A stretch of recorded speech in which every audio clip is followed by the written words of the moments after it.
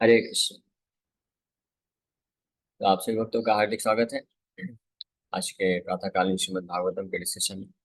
वैसे तो हम लोग हर दिन श्रीमद् भागवत पे चर्चा करते हैं, लेकिन एक और पूर्णिमा स्पेशल अवसर पे हम लोग श्री चैतन्य महाप्रभु की कुछ दिव्य लीलाओं का चर्चा करेंगे। तो कल शाम को हमने इस श्री चैतन्य महाप्रभु की ये लीला है विद्या विलास की लीला, उसका थोड़ा चर्चा किया था। इसी चर्चा को आगे बढ़ाएंगे। तो अभी धीरे धीरे भगवान श्री चैतन्य महाप्रभु का निमाई पंडित का जो पांडित्य प्रकाश करने की जो लीला है, वो अब धीरे धीरे समीप आ रही है समाप्त करने के।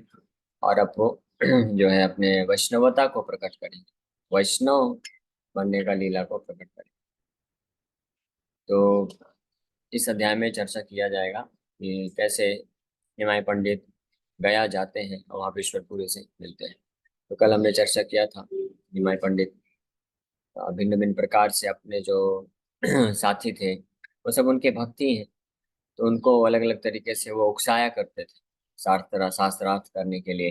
तो जितने भी उनके भक्त थे सब दूर भागते थे। कोई जानता तो था नहीं कि हम जिनके भक्त हैं वही भगवान यहाँ पे निमाई पंडित के रूप में हैं। तो किसी को पता नहीं था, सबको भगवान अपनी योग माया शक्ति से उनको इस ज्ञान से ढक दिए थे। और इस प्रकार से सब लोग पलायन करते थे, उनको देख के ही दूर भाग जाते थे, क्योंकि जैसे ही उनके सामने आएंगे वो पकड़ के अलग अलग शास्त्र का जो है वो उसमें व्याख्या फिर खंडन और ये सब करना प्रारंभ कराएंगे। इसमें बहुत सारा समय व्यर्थ जाएगा, तो इसलिए भक्त लोग इसमें इंटरेस्ट नहीं लेते थे, वो दूर भागते थे। लेकिन निमाई पंडित जबरदस्ती किसी न किसी तरीके से उनको उपसाय करते थे और उसके साथ शास्त्रार्थ किया करते थे। इसमें उनको दिव्यानंद प्राप्त होता था। लेकिन जब इस प्रकार से भागता हुआ देख करके निमाई पंडित बोले कि एक दिन मैं ऐसा वैष्णव बनूंगा कि आप सब लोग मेरे पीछे पीछे आएंगे। हाँ, बोलते हैं कि हमने कल किया था, लेकिन फिर से वापस से वो कर लेते हैं। संतोषे पढ़े न गाली प्रभु मुकुंद दे रे, व्यपदे से प्रकाश करे न अपना रे। मुकुंद इस प्रकार से देख के भाग रहे थे महाप्रभु को। तो महाप्रभु बोलते हैं, प्रभु बोले अरे बेटा कत दिन न ठाक, कितने दिन तक तुम मुझसे बच के रहोगे। पलाई ले कोथा मोर एड़ाई बेपार, तुम कैसे मेरे को छोड़ के भाग सकते हो। इस प्रकार से बोले। हास्य बोले प्रभु आगे पढ़ो कत दिन, तबे से देख देख शिवा मोर वैष्णव रचिन। तो निमाई पंडित बोल रहे हैं कि बस कुछ और दिन रुक जाओ, कुछ और दिन में अपनी जो पढ़ाई लिखाई है ये शास्त्रों की ये सब फिनिश कर दूंगा। उसके बाद फिर देखना मेरी वैष्णव वैष्णव गुणों को मैं प्रकाशित करूंगा। यही मत वैष्णव मोई हई मु संसारे, अजब हवा आसिबे काम अमार दुआरे। मैं ऐसा वैष्णव बन के दिखाऊंगा, इस तरह का परम वैष्णव बनूंगा कि अज भव, अज मतलब ब्रह्मा, ब्रह्मा और शिव जी भी आएंगे मेरे द्वार में नमस्कार करने के लिए। तो मुकुंद को इस प्रकार से बोल रहे हैं, कहाँ भाग रहे हो बेटा, सुनो सुनो। सुना भाई सब है ये हमारा वचन, वैष्णव है मुमुई सर्व विलक्षण। सब लोग सुनो ध्यान से, जो तुम लोग भाग रहे हो ना मेरे से, एक दिन ऐसा वैष्णव, एक्स्ट्राऑर्डिनरी वैष्णव, विलक्षण वैष्णव बनूंगा, असाधारण वैष्णव बनूंगा। न भूतो न भविष्य। भगवान है, परम भगवान है, जो भी रोल लेंगे तो उसमें तो सबसे आदर्श ही प्रकार से व्यवहार करेंगे। उस तरह का और कोई कर नहीं सकता। भगवान जब राजा बनते हैं, न भूतो न भविष्य, ऐसा राजा न भूतकाल में हुआ था न हो पाएगा, ऐसा अद्भुत राजा बनते हैं। भगवान जब ब्राह्मण बनते हैं, ब्राह्मण के रूप में आए ना अभी निमाई पंडित, तो ऐसा पांडित्य प्रकाशित किए कि सब ब्राह्मण जो है पलायन कर जाते थे, दूर दूर भाग जाते थे। अब जब वैष्णव बनेंगे तो बोल रहे हैं ऐसा वैष्णव बनूंगा सर्व विलक्षण। हाँ, और बोल रहे हैं फिर, अभी आप लोग मेरे से पलायन कर रहे हो ना, हमारे देखिए एबे ये सब पलाए, ये सब मेरे को देख के अभी पलायन करते हैं, मेरे से दूर भागते हैं। तहारा ओ एना मोरा गुण कीर्ति का है, लेकिन जब मैं परम वैष्णव बन के दिखाऊंगा तो ये मेरे पीछे पीछे भागेंगे और मेरे गुणगान करेंगे। एते कबलिया प्रभु चलिला हसीते, घरे गेला निज शिष्य गणेर सहिते। ये बोल करके निमाय पंडित निकल गए अपने घर की तरफ हंसते हंसते आनंद में। अपने सभी शिष्य गणों को लेकर के। ए मत रंग करे विश्वम्भर राय, केता ने जानिते पारे यदि न जनाए। तो इस प्रकार से विश्वम्भर राय, भगवान विश्वम्भर ऐसी भिन्न भिन्न प्रकार की लीलाएं करते हैं और उसका आस्वादन करते हैं। जब तक वो जानना नहीं, किसी को जनाना नहीं चाहेंगे, किसी को प्रकट नहीं करना चाहेंगे अपने बारे में, कौन जान सकता है उनको, सबको मोहित करके रखे हुए हैं। हिन मत भक्त गण नदियाए वैसे, सकल नदियाए मत धन पुत्र रसे। इस प्रकार से भक्त लोग नवद्वीप में रह रहे थे, वो नवद्वीप क्षेत्र जहाँ पे सब लोग जो हैं अपने इस धन पुत्र के रस में, पांडित्य के रस में लिप्त थे। वैष्णव लोग को ये सब देख करके बड़ा दुख होता था, लेकिन क्या करें वो। सुनी ले कीर्तन कर रहे परिहार, केहा बोले सब पेटा उसी पार आस। As soon as such people heard the devotees' kirtan, they taunted the devotees. Someone said, "This is just a means for filling their stomachs." तो इस प्रकार के जो लोग थे, कर्मकांडी लोग थे, जो धन दौलत और अपने अपने परिवार के सुख में ही मग्न थे, और जो ब्राह्मण लोग थे वो लोग भी केवल पांडित्य, शास्त्रार्थ और विद्या के गौरव में ही मत्त थे। तो जब वैष्णव लोग वहाँ पे कीर्तन करते थे तो वो उनको चिढ़ाते थे, परिहास करते थे और बोलते थे। तो कोई बोलता था ये सब जो है इनका एक तरीका है अपना पेट भरने के लिए, इस प्रकार से। केह बोले ज्ञान योग एड़ी अविचार, उद- उद्धत तेरा प्राय नृत्य एको न व्यवहार। तो कोई ब्राह्मण बोलता था, they have given up the cultivation of knowledge to dance like madmen, what kind of behaviour is this. इन लोगों ने तो ज्ञान योग को छोड़ दिया है और एक पागल की भांति नृत्य करते रहते हैं, ये कैसा व्यवहार है। यह बोले कतवा पढ़िलु भागवत, नाची बकांदी बहन न देखुनु पथ। I have studied Srimad Bhagavatam for a long time, but I have never found any mention of dancing and crying as a spiritual path. तो कोई ब्राह्मण बोलता था, हमने भी भागवत पढ़ा है, ऐसा थोड़ी ना है कि हम लोग वैष्णव शास्त्र नहीं पढ़े हैं, हम भी भक्ति शास्त्र पढ़ते हैं। हमने भी भागवत पढ़ा है, बहुत लंबा समय तक खूब पढ़ा है हमने भागवत। हमने कहीं नहीं देखा कि कोई भागवत में ऐसा वर्णन हो कि कोई इस प्रकार से नृत्य गीत करता रहता है, कीर्तन करता है, जोर जोर से रोता रहता है।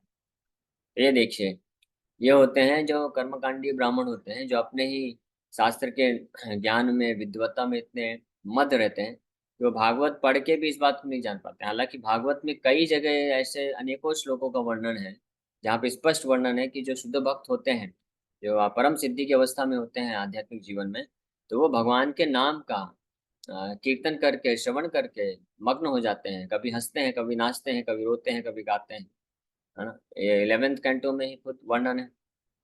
एवं एवं व्रता स्वप्रिय नाम कीर्त्या, जाति हसति जाति रोदति। इस प्रकार से 11वें स्कंद में एक श्लोक में वर्णन है।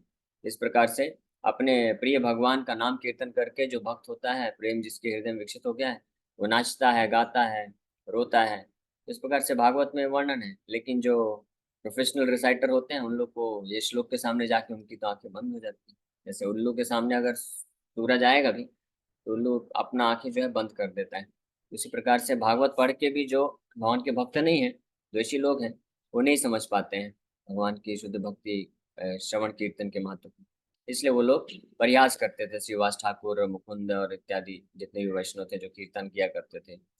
श्रीवास पंडितचारी भाई रे लगिया, निद्रा नहीं आए भाई भोजन करिया। My dear brothers, because Srivas and his three brothers we cannot sleep after eating. तो कोई बोलता है कि ये जो श्रीवास ठाकुर है, अपने तीनों भाई, ये चारों भाई मिलकर इतना रात को कीर्तन करते हैं जोर जोर से, हमको सो भी नहीं पाते हैं, निद्रा भी भंग कर देता है हम लोग का ये लोग। धीरे धीरे कृष्ण बलि लेके पुण्य नहे, नाची ले गाई ले डाक छाड़ी लेके हाय। तो बोलते हैं कि क्या कृष्ण का नाम मन में लेने से कोई पुण्य नहीं मिलेगा? क्या जरूरी है कि जोर जोर से नाम जप करना है, कीर्तन करना है, नाचना है, चिल्लाना है? ये जरूरी है क्या? ये सब इस प्रकार से वो लोग परिहास करते थे, उनको डांटते थे और इस प्रकार से तर्क वितर्क करते थे जो कर्मकांडी लोग थे। ए मत यत पाप पाषिणी रगण, देखी ले वैष्णवेर करे कुकथन। इस प्रकार से जितने भी ये पापिस्ट, पाप पाषंडीर बोला गया है, सिंफुल एथिस्ट, लोग जो थे, पापी और नास्तिक लोग थे, वो वैष्णवों को हमेशा इस प्रकार से निंदा किया करते थे। सुनिया वैष्णव सब महादुख पाए, कृष्ण बोले सब एकांते न उद्धवराय। तो ये सब सुन करके जो वैष्णव थे, बड़ा दुख उनको होता था हृदय में। लेकिन फिर भी वो क्या कर सकते हैं, भगवान पे निर्भर रहते थे, भगवान के नाम का जप करते थे जोर जोर से, और रोते थे, गिड़गिड़ाते थे, भगवान को प्रार्थना करते थे। कत दिन ये सब दुखे रह बिना, जगत तेरे कृष्ण चंद्र कर प्रकाश। तो भगवान कृष्ण को बहुत प्रार्थना करते थे कि कब तक ये जो है दुख को हमको सहन करना पड़ेगा। हे कृष्णचंद्र, कृपा करके आप अपने आप को प्रकट करिए और इस संसार में, माया के इस संसार में आपकी भक्ति प्रकाशित करिए। सकल वैष्णव मिली अद्वैतेर स्थाने, पाषंडीर वचन करे न निवेदने। तो सारे वैष्णव लोग इकट्ठा होते थे अद्वैताचार्य प्रभु के घर में, और उनको सबको बताते थे कि किस प्रकार ये पाषंडी लोग ऐसे ऐसे निंदा करते हैं हमारे वैष्णव धर्म को। सुनिया अद्वैत है रुद्र अवतार, संहारी मुँह सब बलि कराए हुंकार। तो अद्वैताचार्य जैसे सुनते थे, वो तो सदाशिव के अवतार है, महाविष्णु सदाशिव दोनों के ही अवतार हैं। तो तुरंत रुद्र के भाव में आ जाते थे, बहुत गुस्सा हो जाते थे, जोर से चिल्लाते थे कि संहारी मुँह सब, मैं सबको वध कर दूंगा, कौन है। तो ऐसे करके हुंकार करते थे जोर जोर से। आसिते छे ए मोर प्रभु चक्रधर, देखी बाकी हाय ए नदिया भीतर। My lord who carries a chakra is coming, then you will see what happens in नदिया। तो अद्वैताचार्य एश्योरेंस देते थे कि आप लोग सब चिंता मत करो, मेरे परम भगवान आने वाले हैं, चक्रधारी आने वाले हैं, देखते हैं, फिर आप देखोगे कि क्या होता है नदिया में। कराई मु कृष्ण सर्व नयन गोचर, तबे से अद्वैत नाम कृष्ण रकिंकर। बोलते थे मैं वचन देता हूँ, मैं कृष्ण को सबके सम्मुख प्रकट करा के रहूंगा, और तभी मेरा अद्वैत नाम जो है सार्थक होगा, या और मैं कृष्ण का दास हूँ, ये जो है सार्थक होगा। आर दिन कतगिया ठाक भाई सब, एथाई देखी बा सब कृष्ण अनुभव।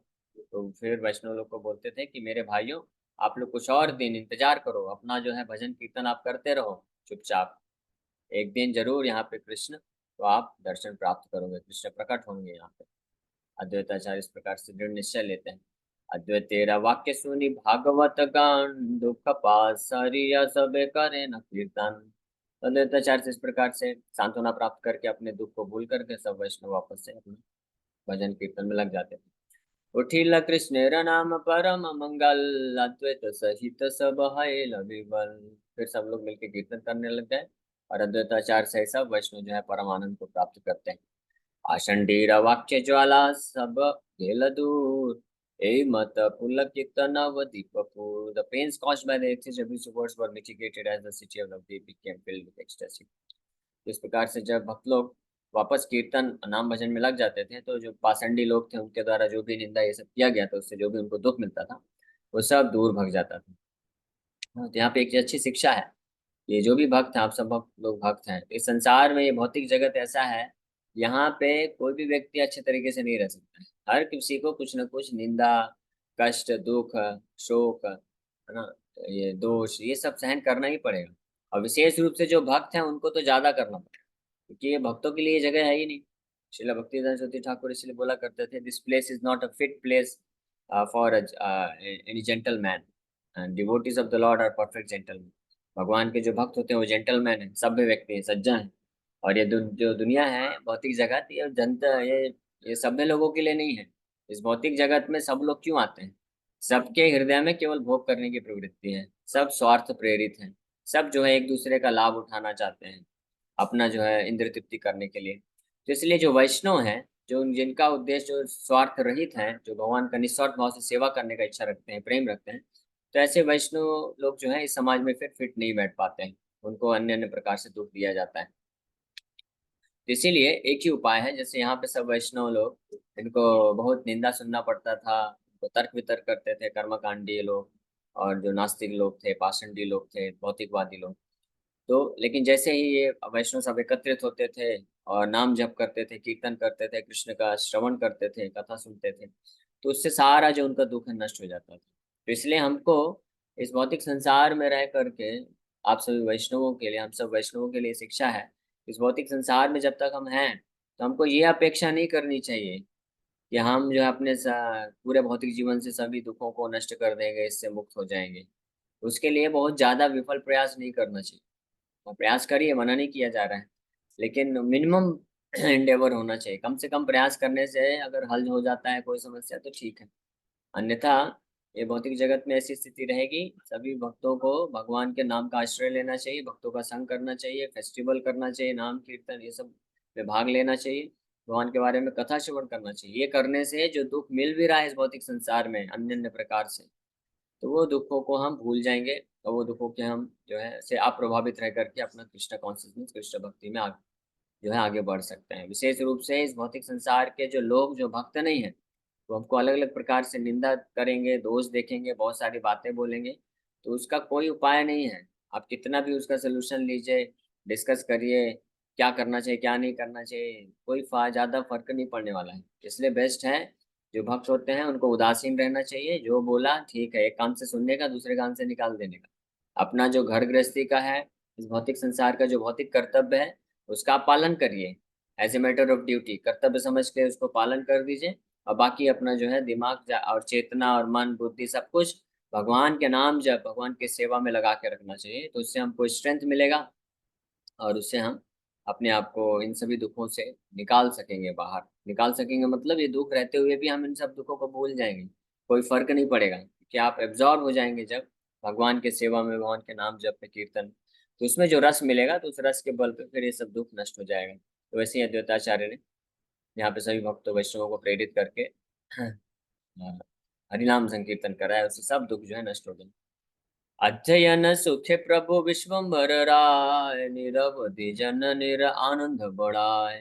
तो विश्वम्भर, इस प्रकार से भगवान विश्वम्भर बड़े सुख पूर्वक इस अध्ययन और अध्यापन के जो लीला है, इसको संपन्न करते हुए समय व्यतीत कर रहे हैं, और साथ ही साथ में माता सची को जो है दिव्य आनंद जो है प्रदान करते हैं। तेन काले नवद्वीप श्री ईश्वरपुरी, आइले न अति अलक्षित विषधरी। तो इसी समय लगभग जो है महाप्रभु की जब ये स्कॉलेस्टिक पास टाइम्स जब लगभग एंड में आ रही है, तो उसी समय ईश्वरपुरी, श्री ईश्वरपुरी जो है नवद्वीप में अलक्षित रूप में, यानी ढके हुए, अपने आप को छुपा के मतलब ज्यादा अकेले ही ऐसे भ्रमण करते रूप में आ गए, और इस प्रकार से ड्रेस पहने थे कि कोई उनको समझ ना पाए कि वो कोई महान भक्त है। तो भक्तिदान महाराज जी वर्णन कर रहे हैं कि in other words he came dressed as an एक दंडी सन्यासी। एक दंडी यानी मायावादी सन्यासी जैसे ड्रेस पहनते, उस प्रकार से वो आ गए, ताकि कोई उनको पहचान ना पाए कि वैष्णव।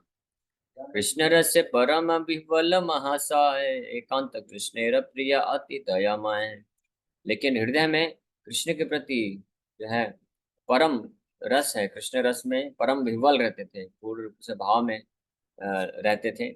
और एक एकांत कृष्णेर प्रिय अति दयामय, और कृष्ण के अत्यंत प्रिय उनके सेवक हैं, और बहुत दयालु हैं।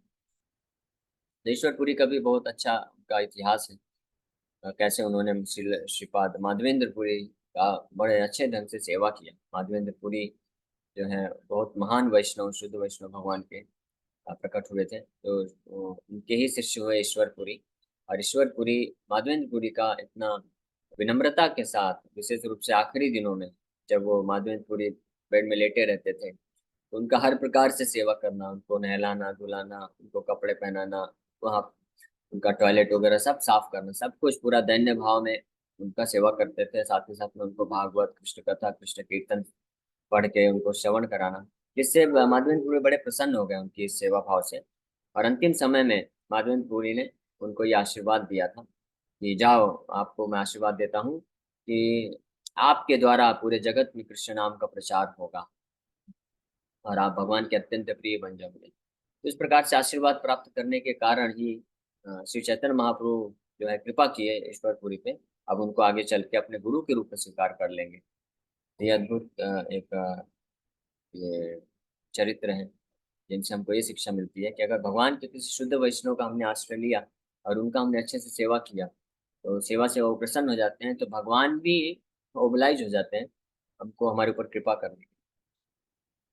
तान वेशे ताने के हा चीनित न पारे, दैवे किया उठिले न अद्वैत मंदिरे। उस ड्रेस में थे, एक दंडी सन्यासी, मायावती सन्यासी के ड्रेस में आए थे, इसलिए कोई उनको नहीं पहचान पा रहा था। लेकिन वो बाई चांस यानी भगवान के अरेंजमेंट से अद्वैताचार्य के घर में पहुंच जाते हैं। ये खाने अद्वैत सेवा करे न वसिया, सम्मुख वसील बड़ संकुचित हैया। Family sat down close to where Advait Prabhu was performing his puja. Advaita Acharya के घर के पास पहुंच करके बड़ी विनम्रता पूर्वक उनके घर के पास बैठ जाते हैं। और अद्वैताचार्य उनके गुरु भाई हैं, क्योंकि वही माधवेंद्रपुरी जब रेमुना से होते हुए जगन्नाथपुरी जा रहे थे वृंदावन से, तो रास्ते में शांतिपुर में अद्वैताचार्य से उनका मुलाकात होता है। और शांतिपुर में माधवेंद्रपुरी अद्वैताचार्य को जो है दीक्षा प्रदान करके अपने शिष्य के रूप में स्वीकार करते हैं। तो अद्वैताचार्य, इसलिए अद्वैताचार्य और ईश्वरपुरी ये दोनों गुरु भाई हैं। तो अपने गुरु भाई अद्वैताचार्य प्रभु के घर पे पहुंच गए हैं। वैष्णवेर तेज वैष्णवे ते न लुकाय, पुनः पुनः अद्वैत तहा न पाने चाय। The effulgence of a Vaishnava cannot be hidden from another Vaishnava, and therefore Advaita Prabhu looked at him again and again. Advaitacharya अभी जानते नहीं है, इनका मुलाकात नहीं हुआ था पहले, क्योंकि ये तो वृंदावन में थे, वहां पे दीक्षा लिए थे, वहां पे अपने गुरु का माधवेंद्र का सेवा करते थे। अद्वैताचार्य तो शांतिपुर में थे। तो ये आके बैठ गए और अपना जो ड्रेस है मायावादी सन्यासी की तरह रखे हुए हैं, सिंपल ड्रेस ऐसे पहन के। लेकिन वो परम वैष्णव है और अद्वैताचार्य भी परम वैष्णव है। तो अद्वैताचार्य देख के बार बार देख रहे हैं उनके तरफ और समझ रहे हैं कि जरूर ये कोई न कोई विलक्षण वैष्णव है, कोई साधारण व्यक्ति नहीं है। अद्वैता बोले न बाप तुम्ही कौन जन, वैष्णव सन्यासी तुम्ही है न लय मन। तो अद्वैताचार्य पूछ रहे हैं, हे प्रभु आप कौन हैं? मुझे लगता है कि आप शायद वैष्णव सन्यासी हैं। भले ही आपने मायावादी सन्यासी का ड्रेस पहना है, लेकिन मुझे ऐसा लगता है कि आप मायावादी नहीं हैं, क्योंकि आपके चेहरे में वो तेज है, वो जो निश्चल भाव प्रकट हो रहा है आपके चेहरे से, वो पवित्रता प्रकट हो रही है। मायावादी सन्यासी में वो पवित्रता नहीं होती, उनके चेहरे में देख के उनके हाव भाव से अहंकार प्रकट होता है। वो तो अपराधी हैं भगवान के, अपने आप को भगवान समझते हैं, लेकिन आप तो बड़े विनम्र दिख रहे हैं और कृष्ण के एक अनन्य प्रिय भक्त के रूप में दिख रहे हैं। तो आप पवित्र हैं बहुत। इस प्रकार से अद्वैताचार्य अनुमान लगा सके कि ये जो है मायावादी सन्यासी नहीं हो सकते, भले ही ड्रेस पहन रखा है। तो वो पूछ रहे हैं कि क्या क्या आप वैष्णव सन्यासी हैं? बोले न ईश्वरपुरी आमी शूद्राधाम, देखी बारे आइलान तो हमारा चरण। ईश्वरपुरी बोले कि मैं तो बहुत ही निम्न कोटि का शूद्र हूँ, मैं तो बस आप यहाँ पे आया हूँ आपके चरण कमलों का दर्शन करने के लिए। पूछिया मुकुंद एक कृष्ण चरित, गाइते लागिला ते प्रेम रस हे। Understanding the situation, Mukunda began to sing a song about Krishna with great devotion. तो वहाँ पे मुकुंद प्रभु भी उपस्थित थे। तो ये सब सुन करके देख करके मुकुंद प्रभु एक बड़ा सुंदर कृष्ण के बारे में गीत गाने लग गए बड़े भक्ति भाव से। यही मात्र सुनी लेना मुकुंद मुकुंदेर गीत, पढ़ी ला ईश्वर पूरी ढली पृथ्वी ते। जैसे ही कृष्ण का ये बहुत ही सुंदर गीत सुने उनकी लीलाओं के बारे में, तो मुकुंद के द्वारा ईश्वरपुरी वहां पे तुरंत भाव में हो गए और तुरंत जो है पृथ्वी में गिर गए। एक्सटेसी सत्व अष्ट सात्विक विकार प्रकट होने लग गए। नयनेर जले अंत नाही कताहान, पुनः पुनः बाढ़ प्रेम धारा रपायान। और उनके आंखों से गंगा यमुना जैसे प्रभावित होती है, वैसे आंखों से अश्रुधारा प्रभावित हो रही है। और उनके हृदय में जो प्रेम है भगवान के प्रति वो बढ़ता ही जा रहा है, बढ़ता ही जा रहा है। आस्ते व्यस्ते अद्वैत उठीला निज कोले, आस्ते व्यस्ते अद्वैत तू लीला निज कोले, संचित हाइलांगनाया नीरजले। तो अद्वैत आचार्य बहुत ही जल्दी जल्दी में जाकर के उनको अपने बाहों में हाथों में पकड़ लेते हैं उनको। और उनको इस प्रकार से पकड़ते हैं तो उनका पूरा जो शरीर है अद्वैताचार्य का पूरा भीग जाता है, गीला हो जाता है, क्योंकि इतनी सारे अश्रुधारा निकल रही। संवरण नहीं प्रेम पुनः पुनः बाढ़े, संतोष से मुकुंद उच्च कर श्लोक पढ़े। तो अपने आप को वो नियंत्रण नहीं कर पा रहे हैं सात्विक विकार को, और प्रेम बढ़ता ही जा रहा है। मुकुंद फिर जो है और जोर से उच्च स्वर में अन्य श्लोकों का जो है गीत गायन करने लग जाते हैं। देखिए वैष्णव सब प्रेमे रविकार, अतुल आनंद मन जन्मिला सबार। जिस प्रकार से परम वैष्णव के रूप में इनके प्रेम का विकार को देख करके सभी लोग जो वहाँ पे उपस्थित थे, सबके हृदय में अद्भुत आनंद की वृद्धि हो गई।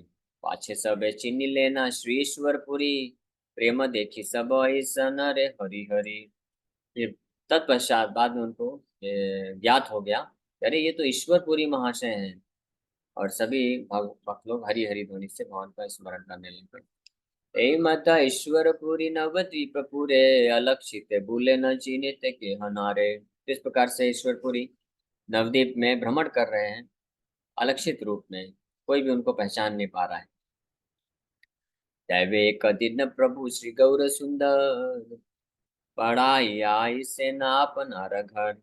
पथे देखा हैला ईश्वरपुरी सने, भृत्य देखी प्रभु नमस्कारिला आपने। तो एक दिन Sri Gauri Sundar was returning home from school. By providence, he met Sri Ishwarpuri. Seeing his eternal servant, the Lord offered his obeisance. तो एक दिन ऐसे ही रास्ते में गौरी सुंदर भगवान स्कूल से घर रिटर्न वापस आ रहे थे, तो रास्ते में श्री ईश्वरपुरी को की भेंट हो जाती है। उनको देखते हैं और देखते ही भगवान विश्वम्भर तो जानते हैं कि मेरे सनातन नित्य दास हैं, मेरे अद्भुत, मेरे अत्यंत प्रिय भक्त हैं। तो उनको देख करके विश्वम्भर जो है उनको तुरंत प्रणाम करते हैं। अति अनिर्वचनीय ठाकुर सुंदर, सर्वमत सर्व विलक्षण गुणधर। Vishwambar's personal beauty was indescribable. He was the reservoir of all extraordinary qualities. भगवान विश्वम्भर को जब दर्शन कर रहे हैं ईश्वरपुरी, तो देखे कि भगवान विश्वम्भर जो है बहुत ही सुंदर हैं। इनका सुंदरता का कोई वर्णन नहीं कर सकता है और अद्भुत गुणों के भंडार हैं। यद्यपि ताहान मर्म केह नहीं जाने, तथापि साधव से कर देखी सर्वजन। All the people did not know his real identity. They nevertheless had great respect for him. तो जो भी भगवान विश्वम्भर निमाय पंडित को दर्शन करता था श्री चैतन्य महाप्रभु को, तो कोई जानता नहीं था, उनकी माया से सब मोहित थे। कोई नहीं जानता था उनकी असली पहचान कौन है, वो स्वयं कृष्ण है। लेकिन फिर भी हर कोई उनका दर्शन करने मात्र से उनके प्रति बड़ा अद्भुत जो है रिस्पेक्ट, सम्मान जो है प्राप्त कर लेता था, एक अद्भुत आकर्षण प्राप्त कर लेता था। चाहे न ईश्वरपुरी प्रभुर शरीर, सिद्ध पुरुषेर प्राय परम गंभीर। When Ishwarpuri saw Nimai's features, he could understand that Nimai was a most grave and exalted personality. इसी प्रकार से ईश्वरपुरी भी जब पहली बार निमाई पंडित को का दर्शन करते हैं, तो वो भी नहीं समझ पाते हैं कि ये मेरे ही भगवान हैं, इन्हीं का मैं भक्ति करता हूँ। लेकिन वो ये समझ जाते हैं कि निमाई कोई साधारण व्यक्ति नहीं है, ये बड़े गंभीर हैं और बहुत एग्जॉल्टेड पर्सनैलिटी है, कोई महापुरुष है, महाभागवत। जिज्ञासेन तोमार की नाम विप्रवर, की पुंति पढ़ाओ, पढ़ा कौन स्थाने घर। ईश्वरपुरी उनसे पूछते हैं कि हे विप्रवर, ब्राह्मणों में श्रेष्ठ, आपका क्या नाम है और आप क्या पढ़ते हैं और क्या पढ़ाते हैं और आप कहाँ रहते हैं। इस प्रकार से पूछ लिए। से सबे बोली बोली लेना निमाई पंडित, तुम्ही से बोलिया बड़ा हाई लार्षित। टाइम हो गया है, ठीक है, इस ये सेक्शन थोड़ा कंप्लीट करते हैं ताकि नेक्स्ट सेक्शन अगले क्लास से स्टार्ट करें। When the others replied, he is Nimai Pandit, Ishwarpuri joyfully said, so you are Nimai। तो अपने शिष्यों के साथ निमाई पंडित चलते रहते थे। तो जब उस प्रकार से उनसे इंक्वायरी की है ईश्वरपुरी कि आप कौन हैं और आप क्या करते हैं, क्या पढ़ाते हैं, क्या पढ़ते हैं, तो बाकी उनके जो साथी लोग थे उन्होंने रिप्लाई किया कि ये निमाई पंडित हैं। तो ईश्वरपुरी बड़े हर्षित होकर के बोला, अच्छा आप ही निमाई हैं। यानी इससे पता चलता है कि निमाई पंडित का ख्याति पूरे भारतवर्ष में पहुंच चुका था। सब लोग जानते थे ये एक अद्भुत जो विद्वान निमाई पंडित नवद्वीप में रहते हैं। तो नाम जानते थे, लेकिन अभी साक्षात दर्शन भी हो गया।